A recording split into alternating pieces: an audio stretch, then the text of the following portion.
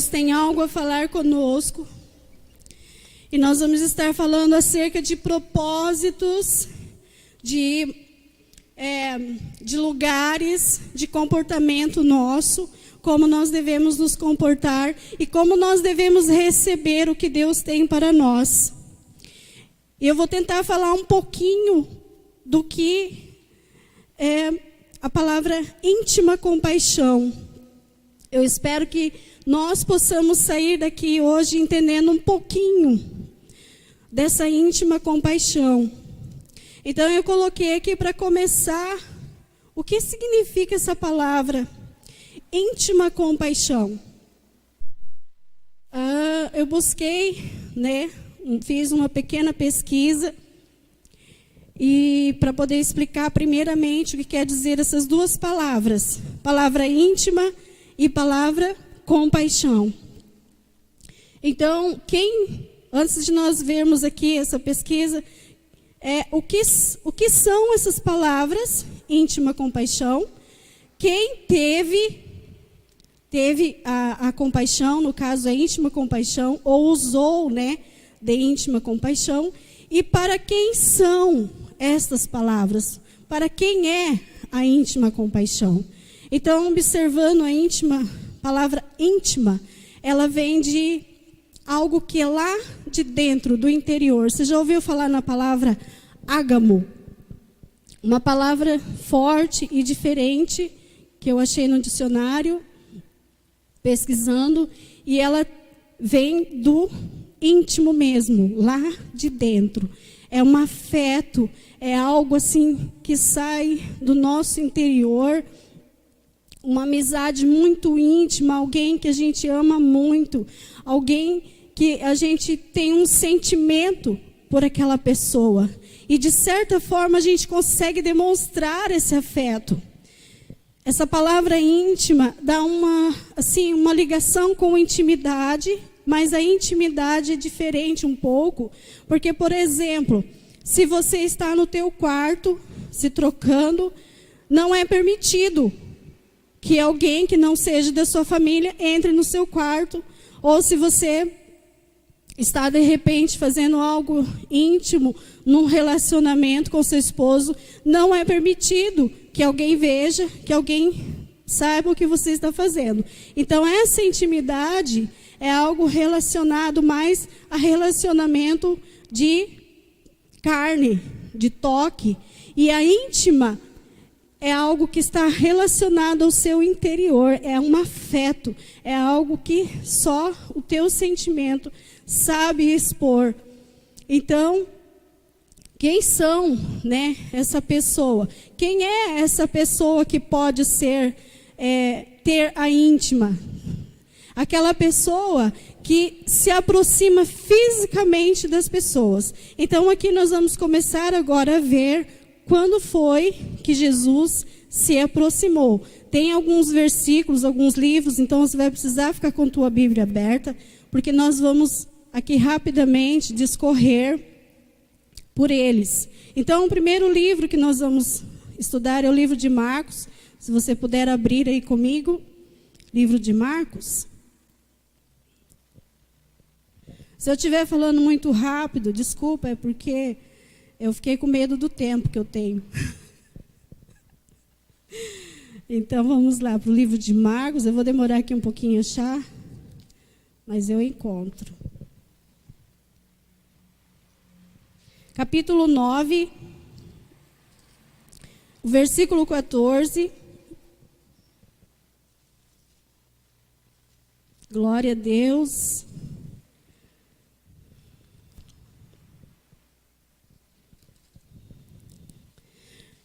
Quando os encontraram? Quando eles chegaram perto dos outros discípulos, viram uma grande multidão em volta deles e alguns mestres da lei, discutindo com eles. Então, aqui, nesse livro de Marcos, mostra o primeiro momento que Jesus está fisicamente com multidões, com pessoas. Então, onde nós devemos estar para que a íntima se manifeste? Nós temos que estar sozinhos na nossa casa? Temos que estar trancados? Temos que não conversar com ninguém quando nós estamos no trabalho? Temos que estar calados quando estamos no mercado ou em qualquer lugar que tenha público? Não, aqui está nos mostrando que nós temos que estar no meio de pessoas, no meio de multidão. Daqui a pouco nós vamos chegar na parte da pandemia, tá? E daí, quem são as pessoas, ainda aqui continuando, que pode ter essa íntima? As que têm o hábito de olhar nos olhos. Agora nós vamos chegar nessa parte. E tocar. Tá, mas nós estamos na época da pandemia. Está proibido tocar, abraçar, tudo aquilo que o crente gosta de fazer, verdade ou mentira? Irmãos, nós estamos numa época que nós sentimos saudade do abraço. A primeira pessoa que falou comigo foi a irmã Vanilde. Que saudade de você. Que vontade de pular no colo dela e dar um abraço, de tanta saudade. Mas como que eu vou fazer isso? Eu não posso. Nós estamos vivendo um tempo de cuidado e agora é o tempo de demonstrar ainda mais a íntima compaixão. Então, para quem é? Para os que têm o hábito de olhar nos olhos e de tocar. Então, vamos ver o que Jesus fez lá em Lucas. No capítulo 5, versículo 12. Do 12 ao 13.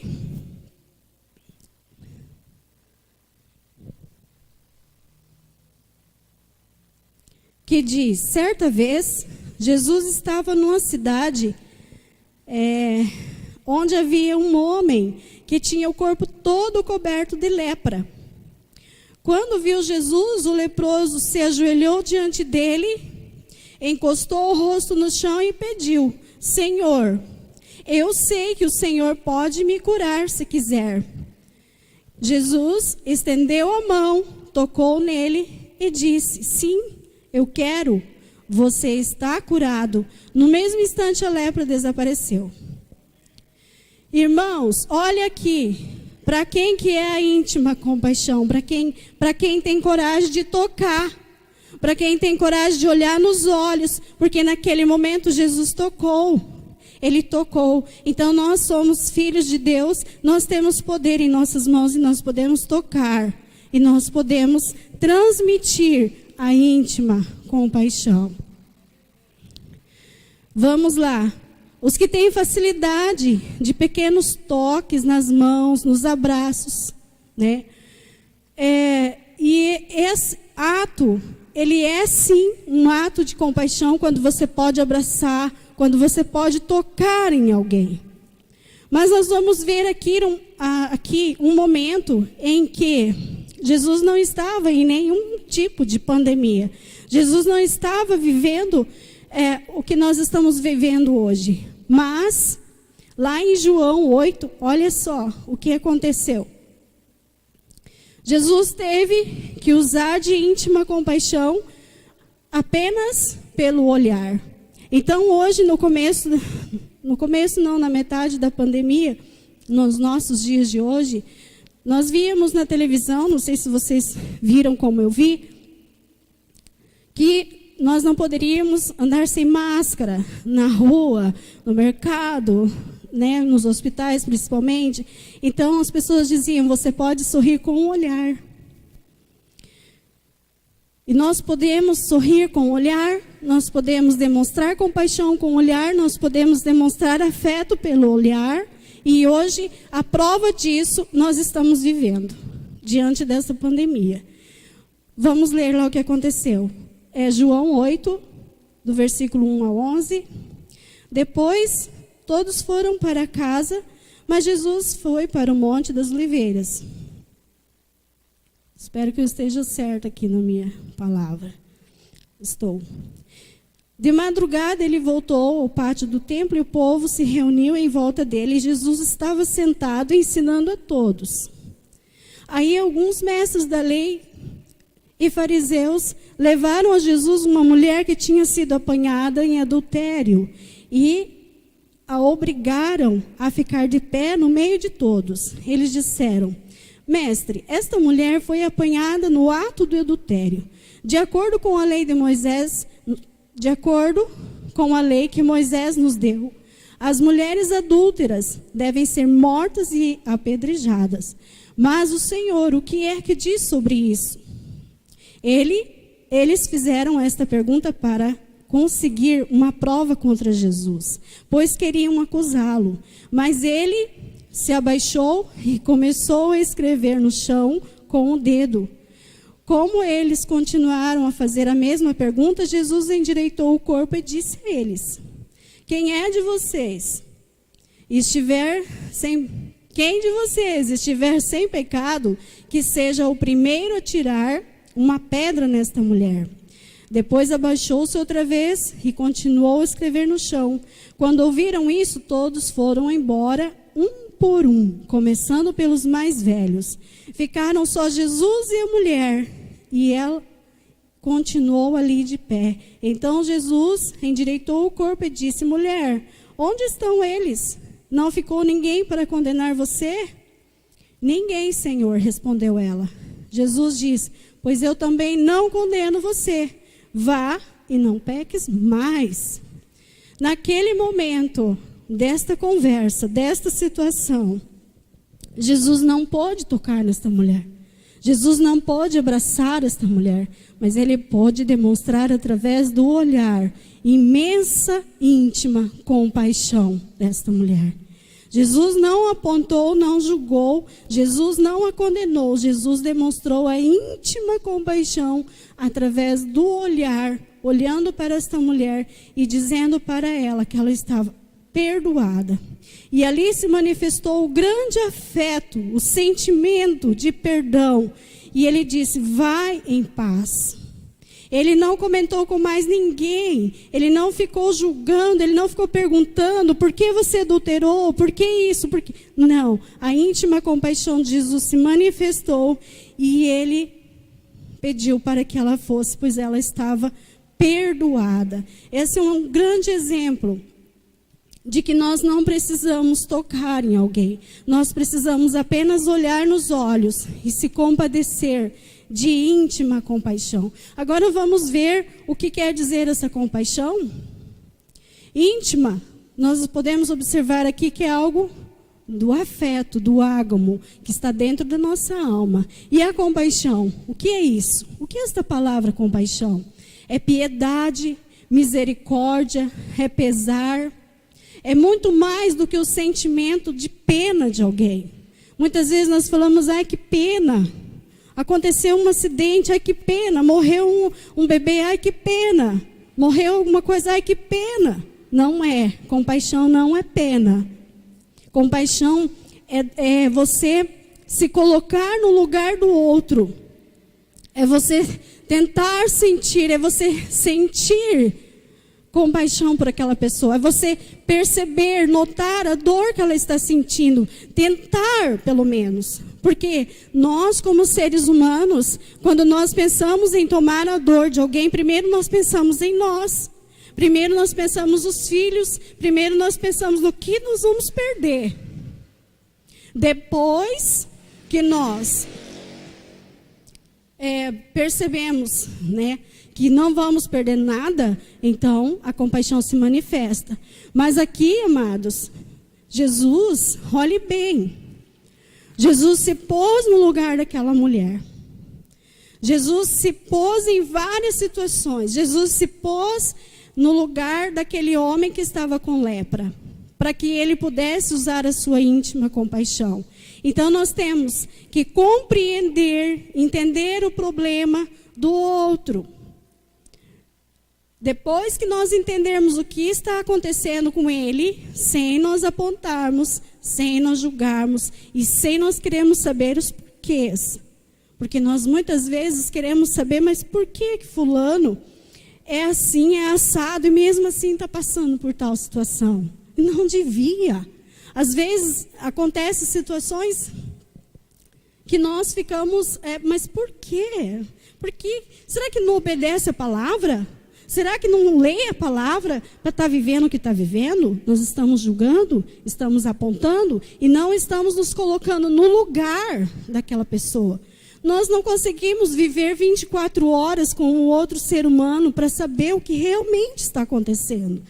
E é justamente aí que nós temos que parar e pensar sem apontamentos e sem julgar e nos colocar no lugar daquela pessoa para que possamos usar de compaixão, não de perguntas, não de respostas, mas usar de compaixão com aquela pessoa. Então, ao compreender a situação, o que está acontecendo, nós podemos então exercer a compaixão. Você acha que nós podemos sair daqui já e amanhã já nos compadecermos de alguém? Não. Compaixão é algo que deve ser praticado, é algo que deve ser exercitado, é algo que deve ser compreendido e praticado. Nós não conseguiremos sair daqui hoje e amanhã encontrar alguém com um defeito horrível que nós julgamos, ele está em pecado, eu não vou me aproximar, eu não vou me contaminar, eu não vou isso, não vou aquilo. Nós não vamos conseguir. Nós temos que ir de passo a passo.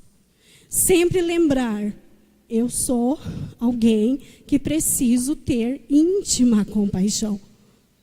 Depois que nós, aqui na nossa memória, depois que nós entendermos que nós precisamos usar de íntima compaixão, então nós vamos começar a praticar.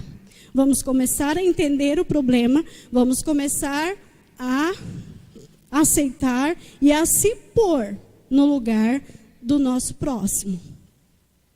Então, resumidamente aqui, o que é a compaixão?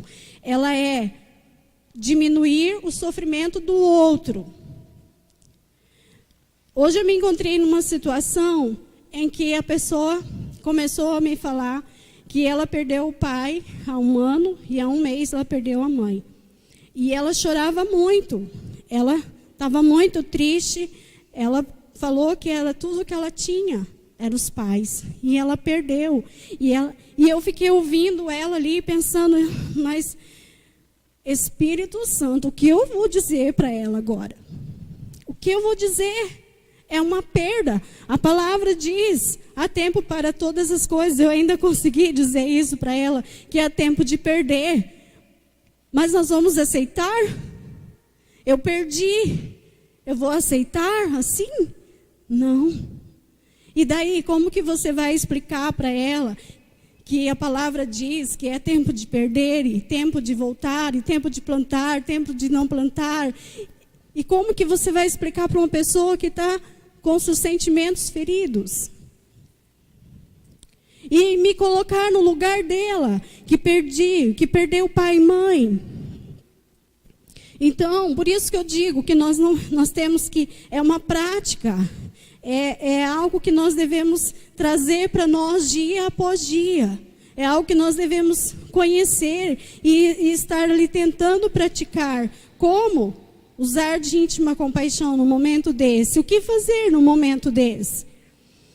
Então, é o ato de nós tentarmos diminuir o sofrimento de alguém, usando de gentileza, sem fazer acepção, sem achar que estar num trabalho, por exemplo, eu não preciso usar de gentileza. Porque fulano, meu amigo, já me conhece. Porque fulano está junto comigo todo dia, eu não preciso mais usar de gentileza. Porque em casa, meu esposo é assim, assado, eu não preciso usar de gentileza.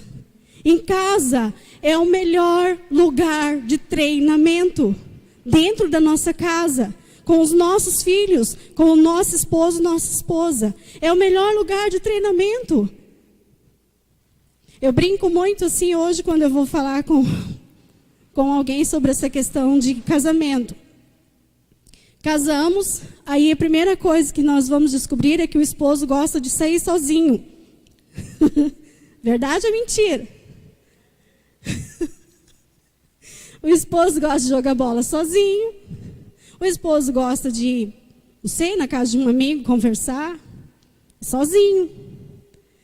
E a esposa vai se colocar no lugar dele? Vai usar de íntima compaixão? Demora um tempo para ela poder entender isso, para ela poder se colocar no lugar dele. Então, a íntima compaixão, nós estamos falando aqui de algo muito além, tá? Isso que eu estou falando aqui, como eu disse, é um pouquinho do que é a verdadeira íntima compaixão. Mas é algo para nós já começarmos a entender como que tudo começa. Se nós começarmos a nos colocar no lugar dos que estão dentro da nossa casa, loguinho nós vamos conseguir entender o que quer dizer essa íntima compaixão.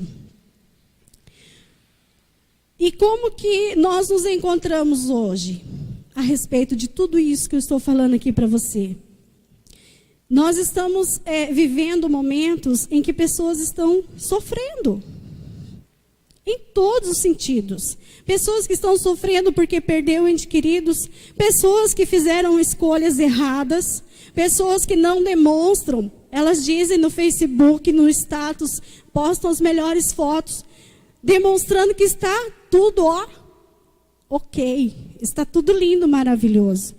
Ninguém mostra a foto do momento que ela está triste. Ninguém mostra a foto do momento em que ela não está bem, que ela não está conformada com a situação. E todos olham lá e falam, fulano tá top. Eu vou compartilhar aqui essa palavra top.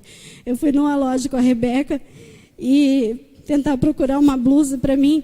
E ela foi lá e me ajudou e falou, mãe, olha essa blusa que top. Eu olhei para a Rebeca, ela tem 3 anos. Olhei, mas Rebeca, eu não ensinei isso para você. Quem que te ensinou essa palavra? Então, só para descontrair. Então, as pessoas dizem que estão top. Mas, será que realmente estão? Será que nós conseguimos conhecer verdadeiramente? Ir lá ou entender? Não. Não, porque primeiro nós não temos contato com ela. Nós temos contato com ela pelo WhatsApp. Nós temos contato pela foto que ela mostra. Mas a verdadeira pessoa, o verdadeiro sentimento, nós não sabemos como está. Então, hoje, nós vivemos um momento de muito sofrimento. Abra a tua Bíblia comigo, lá em livro de Mateus 5. Vamos aqui mais um pouquinho aqui ver o que Jesus nos ensina. Quantos minutos eu tenho?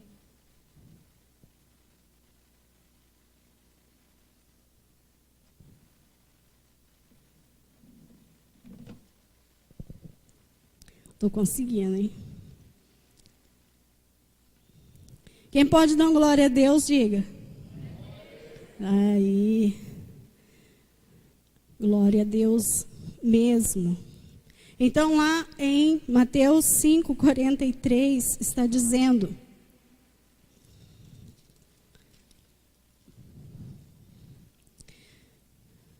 vocês ouviram o que foi dito. Ame os seus amigos e odeie os seus inimigos. Mas eu lhes digo, amem os seus inimigos e orem pelos que perseguem vocês, para que vocês se tornem filhos do Pai de vocês que está no céu, porque Ele faz com que o sol brilhe sobre os bons e sobre os maus, e dá chuva tanto para os que fazem o bem como para os que fazem o mal. Olha, irmãos, tudo começou aqui, esta palavra. Deus começou a ministrar no meu coração por meio desta palavra, esta mensagem.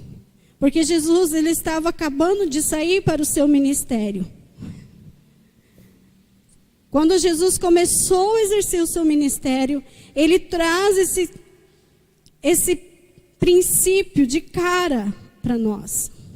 Porque muitas vezes nós escolhemos quem nós queremos que seja nossos amigos. Nós escolhemos quem é a pessoa que pode ficar na rodinha comigo. Nós escolhemos. Muitas vezes, na escola, principalmente, acontece muito isso. Fulano, não vou com a cara dele. Fulano, não quero sentar junto, não quero lanchar junto. No trabalho, acontece muito. Fulano é muito fofoqueiro, não dá para sentar junto com ela. Fala demais da vida dos outros. Então, gente, cadê a nossa íntima compaixão? Cadê o nosso olhar de se posicionar e se colocar no lugar daquela pessoa, entender o porquê que ela é daquele jeito, tentar diminuir aquele sofrimento, tentar de alguma forma me aproximar, tentar de alguma forma ser amiga? No início aqui da minha estada aqui nessa igreja, quando eu comecei a frequentar, pastor Leocádio falava assim: você quer ganhar uma alma? Seja amiga dela primeiro. Esse é o processo mais longo de você ganhar uma alma. Porque primeiro você tem que conhecer essa pessoa, você tem que aceitar ela do jeito que ela é, aí ser amiga dela sem a julgar, e depois você vai começar a demonstrar para ela o Jesus que você serve por meio do seu testemunho, das suas atitudes, e depois, então, quando aparecer aquela rica oportunidade, anunciar o Jesus para ela.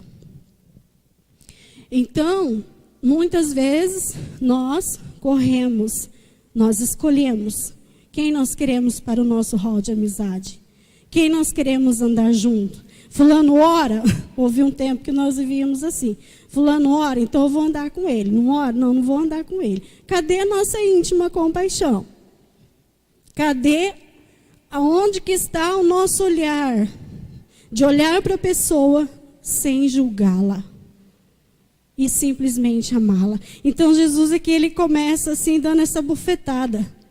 Ame o seu inimigo. Hã? Amar inimigo?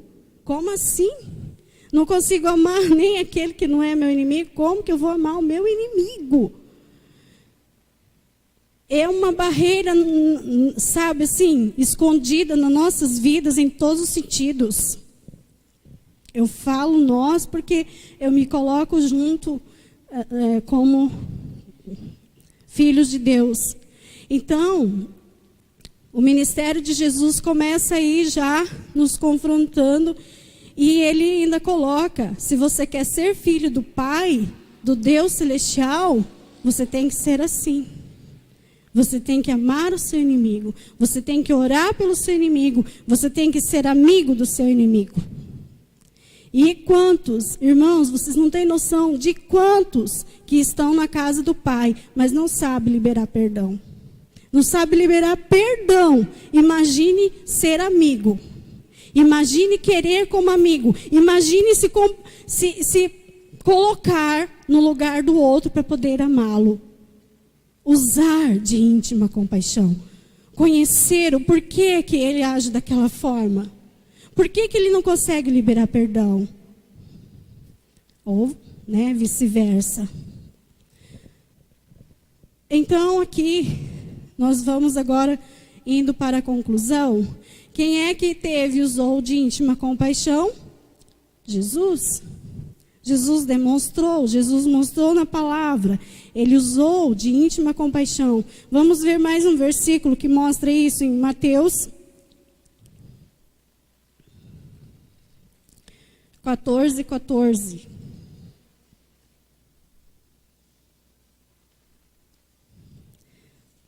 Quem está entendendo, diga glória a Deus. Aleluia. Mateus 14:14 diz: quando Jesus saiu do barco e viu aquela grande multidão, ficou com muita pena deles e curou os doentes que estavam ali. Aqui na minha Bíblia está escrito pena. Como que está escrito na sua? Muito bem, pastor, obrigada. Olha, que palavra linda. Eu não sei por que essa Bíblia está escrito pena. Acho que essa Bíblia não é de Deus. Olha, usou. Jesus, possuído de íntima compaixão, curou os enfermos. Então, aqui nós vemos que Jesus usou. E para quem é a íntima compaixão? João 14:14. Vai lá comigo. Oh, meu Deus, glória a Deus, aleluia. Está um silêncio, Senhor. Eu acredito que o Senhor está falando. Mateus 14:14. Eu farei qualquer coisa que vocês me pedirem em meu nome. Eu quero o versículo 21. A pessoa que aceita e obedece os meus mandamentos, prova que me ama. E a pessoa que me ama será amada pelo meu Pai. E eu também a amarei e lhe mostrarei quem sou. Glória a Deus. Quem é, meu querido? Quem é? Para quem é a íntima compaixão? Para todos os que praticam, os que guardam a palavra, aqueles que ouvem a palavra, obedecem, praticam. Então a íntima compaixão é para todos. Jesus teve íntima compaixão e ele ensina como ter. E ele diz que nós também podemos ter quando nós guardamos a sua palavra. Quando nós praticamos esta palavra. João 7:38. Quem lembra o que está escrito lá? Pastor Erickson vai lembrar. Não precisa eu falar, sei que só estou brincando. 7:38 está dizendo sobre rios. Como dizem as escrituras sagradas, rios de água viva vão jorrar do coração de quem crer em mim. Sabe, quando Deus trouxe esse versículo no meu coração, Ele traz exatamente desta forma. Nós somos pessoas encharcadas, somos rios de Deus. E esse rio que está aqui, ele tem que fluir, ele tem que se renovar, ele tem que sair daqui para fora. E como é que ele vai sair? Demonstrando a íntima compaixão. Agindo de íntima compaixão. Quando esse rio que está dentro de nós, ele flui, ele se movimenta, as pessoas começam a ver, a perceber, oh, você é diferente. E eu preciso ser como você. Por mais que ela não consiga ser como você, ela vai desejar isso. Por mais que ela não venha te falar, ela vai ver e vai desejar. Então, meus queridos, esse rio, ele tem que fluir, ele tem que ser distribuído para alguém. Para nós encerrarmos, Eclesiastes, capítulo 3.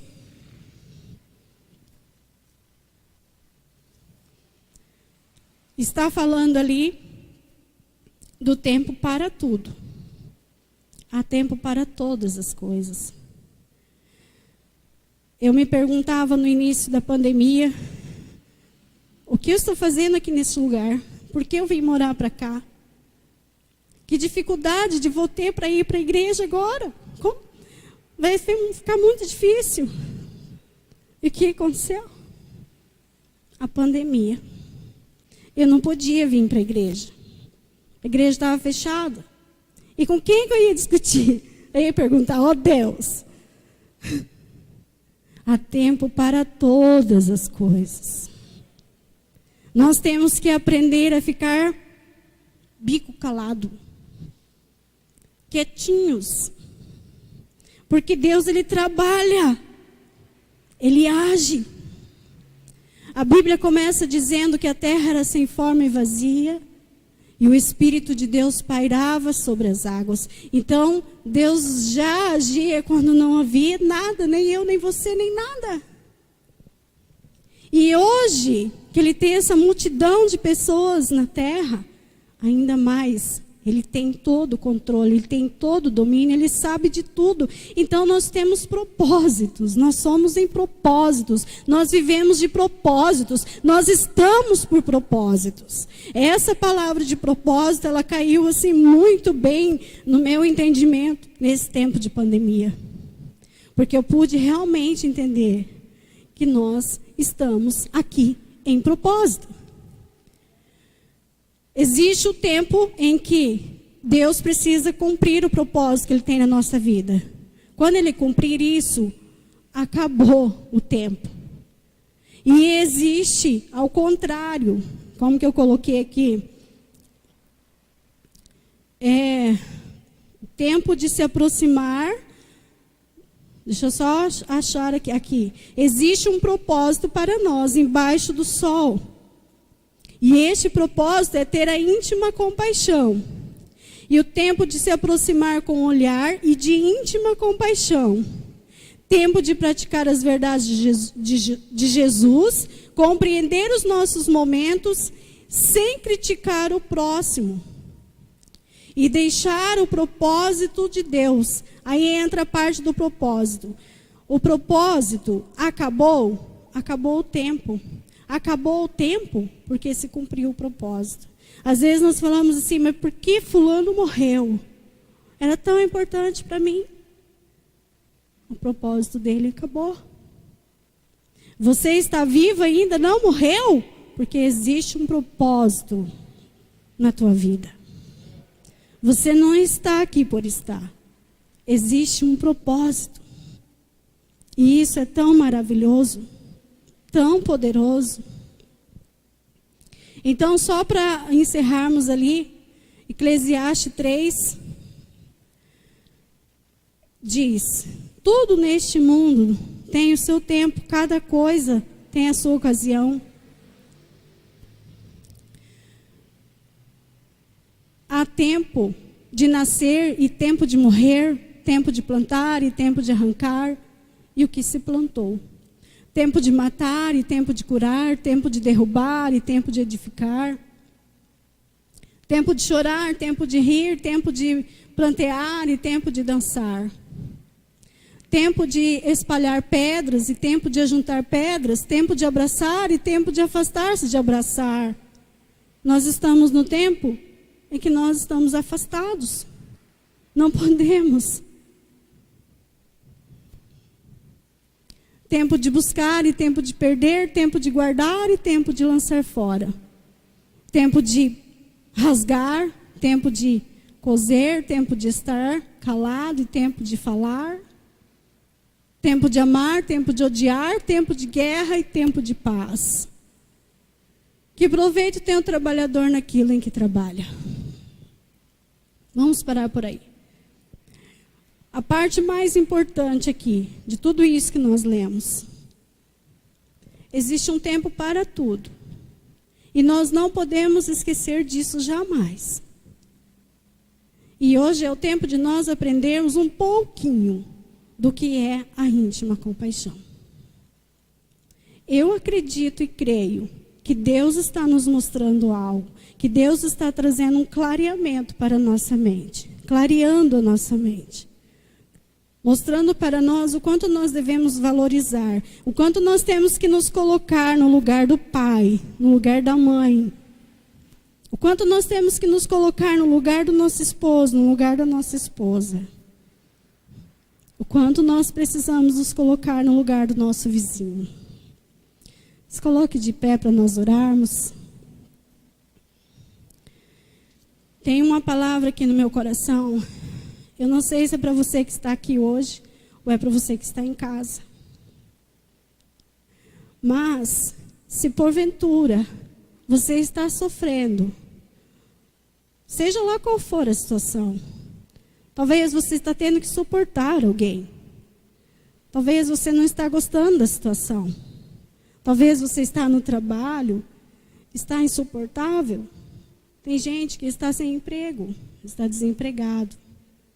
Está precisando de um trabalho, a porta não se abre. Não é o momento de portas de trabalho aberto. Pessoas reclamam, porque o arroz está tão alto, o preço está tão alto, por que tudo está tão caro? Por que está subindo tudo? Há tempo para todas as coisas. E nós temos que compreender isso. Nós temos que entender que Deus está no controle de tudo. E você vai sair dessa. A pandemia vai passar. Tudo vai passar. Tudo passa. Tudo passa.